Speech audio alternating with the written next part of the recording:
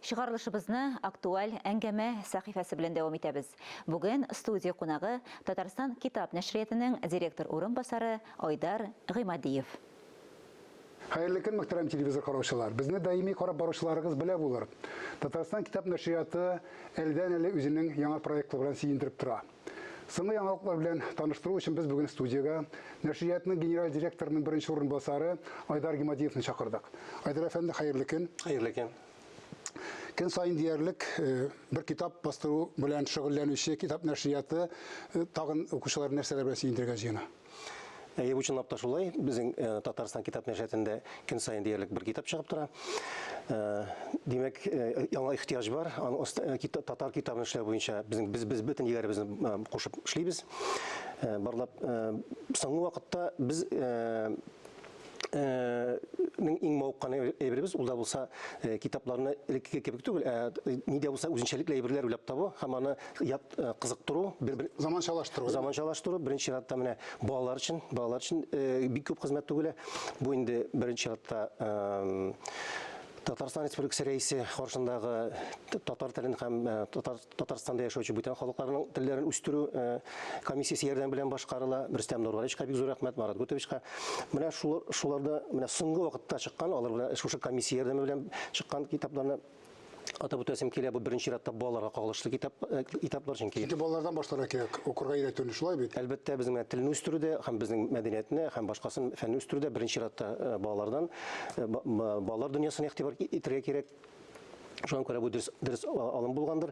Һәм әлеге китапларның күбесе, аларның күбесе түгел, барысы да бушлай таратылды һәм киләчәктә дә мәктәпләргә алар менә Мәгариф министрлыгының махсус исемлеге буенча бакчаларга, балалар бакчаларына, мәктәпләргә барысына да шулай таратылачак. Әлбәттә, аларга ихтияҗ бар һәм без аңа инде яхшы фикерләр ишетәбез укучыларыбыздан, мәктәп укытучыларыннан, балалардан, ата-аналардан. Отап китсәк, мәсәлән, Татарстан Республикасы энциклопедия институты белән берлектә шулай ук эшләнде. Менә шушындый 50 күренекле шәхесне үз эченә алган җыентык. Бу шулай таратылды. Моның үзенчәлеге нәрсәдә? Бу җыентыкта QR-код бар. Ягъни менә без бит инде китапны укырга гына түгел, бүген көндә аны күз белән дә заманча чаралардан файдаланырга тиешбез. Бу шулай ук инде теге менә шулай телевидение чыгарыз дип әйтик, менә интернет, YouTube булсын монда. Ягъни QR-кодка менә смартфон белән, iPhone белән аңа төбәгәчтән аңа камерасын, анда видео пайда була. Һәм ул видео аша бу безнең шәхесләребез турында инде иркенләбрәк танышу мөмкинлеге була. Шуннан соң менә мәсәлән милли хәзинәләр дигән тагын бер җыентык. Моңа инде бу беренче булыктан тора. Монда менә шаян әлифба, шулай ук QR-код белән кергән була. Монда инде хәрефләрне өйрәнергә була, кызык иттереп. Һәм балаларны мавыктыру өчен эшләнә инде булар бар, димме? Балаларны мавыктыру һәм менә бер кызыклы күренеш, теге балаларның кайфын күтәрү.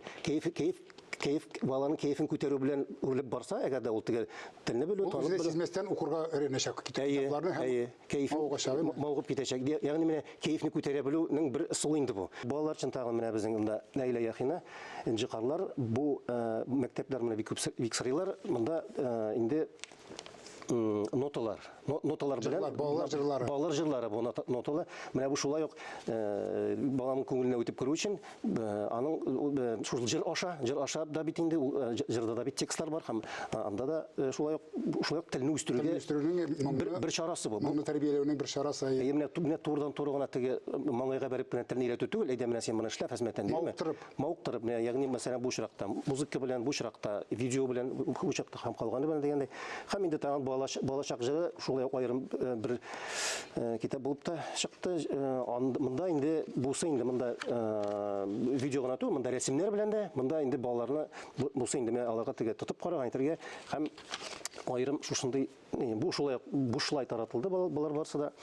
Һәм нәрсә әйтәсе килә, менә бу без нәрсә эшлибез, һәм кая омтылабыз дигән вакытта, балалар менә китап укыймы дигән очрак. Чөнки бит шундый фикер тараталар. Балалар хәзер китап укымыйлар, гаджетлар белән, телефоннар белән шөгыльләнәләр дигән бер ялгыш фикер яшәвен дәвам итә бүген дә. Менә димәк, бу шушы фикергә каршы торуның бер чарасы инде менә бу. Ничек итеп балаларны тырышсаң, укырга да өйрәтеп була, тыңларга да өйрәтеп була, кулына китап алырга да өйрәтеп була дигән сүз инде бу. Әйе, чынлап та шулай. Моннан кала безнең хәзер бит инде комиссиядә татар телен генә үстерү түгел, бүтән милләтләрнең телләрен дә үстерү турында сүз. Татарстанда яшәүче халыкларның эме? Әйе, Татарстанда яшәүче халыкларның бүтән халыкларның да телләрен үстерү алга куела.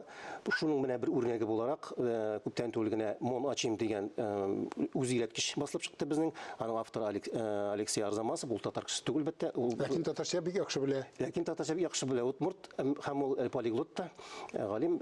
Инде аның шулай ул укучысы Максим Кузнецов, ул татар кеше түгел. Ләкин шулай ук татарчага өйрәтүгә китап бастырайым. Шулай ук татарчага бастырды, татарский язык с нуля дип атала. Аның шулай ук үзенчә нәрсәсе үзенчәлекле. Без бит инде татарлар, безнең күп очракта үзгәрткечләр алар татар галимнәре тарафыннан әзерләнгән китаплар, әйме?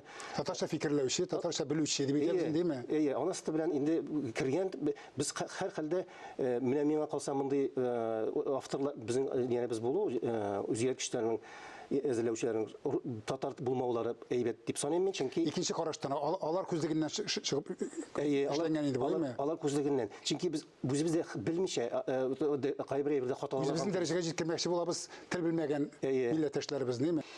Рәхмәт тәфсилле җавапларыгыз өчен. Мәдәниятебезне үстерү һәм саклау өлкәсендә уңышлар алга таба сезгә юлдаш булсын.